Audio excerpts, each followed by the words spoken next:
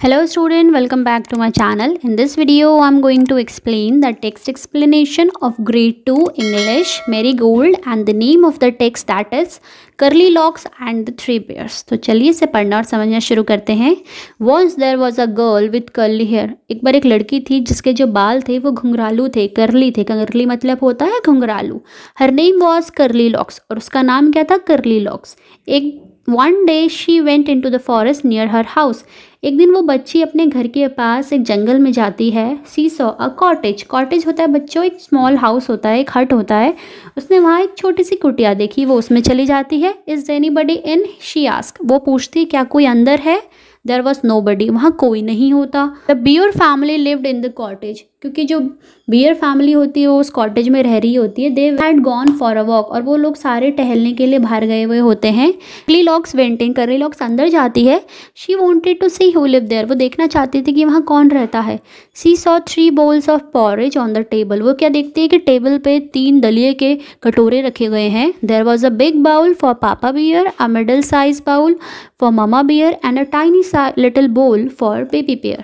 तो वो क्या देखती है, जो बड़ा बोल है वो पापा बियर का है, जो मिडिल साइज़ का है वो ममा बियर का है और जो सबसे छोटा है वो बेबी बियर का है.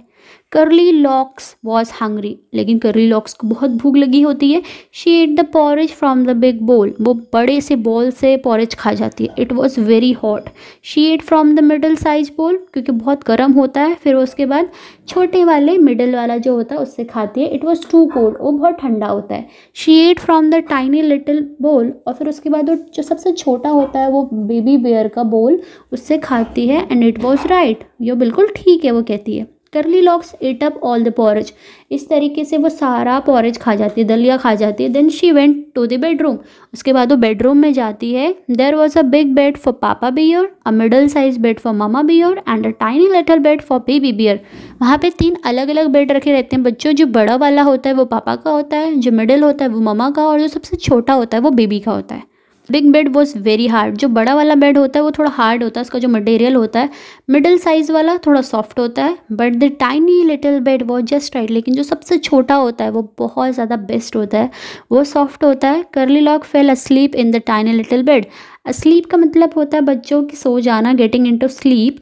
जो छोटा वाला बेड होता है वो कर्ली लॉक्स उसमें जाती है और सो जाती है. The bear family came back. तभी बियर की जो फैमिली होती है वो वापस आ जाती है.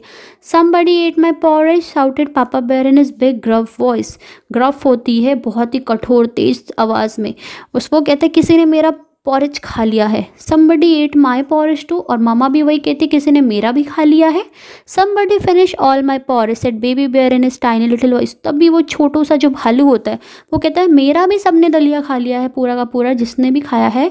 The bear family went to the bedroom. और जो बियर फैमिली होती है वो जो पापा मामा और बेबी होते हैं वो बेडरूम में जाते हैं. Somebody slept in my bed shouted papa bear in his big gruff voice. वो कहते हैं कि कोई मेरे बेड पर सोया हुआ था. ग्रफ मतलब होता है बहुत तेज और रूखी आवाज़ में. somebody slept in my bed too. somebody sleeping in my bed said the baby bear in his tiny little voice. वो उसकी मामा भी यही कहती है कि मेरे बेड पर भी कोई सोया था. लेकिन जो बेबी बेयर होता है वो कहता है मेरे बेड पर तो कोई सो रहा है. कर्ली लॉक्स वो कब कर्ली लॉक्स होती है वो उठ जाती है. She saw the 3 bears. वो देखती है सामने 3 भालू हैं. She jump down and right out of the cottage as fast as she could. तो वो फटाफट से कॉटेज से जंप करती है उस बेड से और जितनी तेज़ भाग सकती है वहाँ से भाग जाती है. So this is all about your text explanation.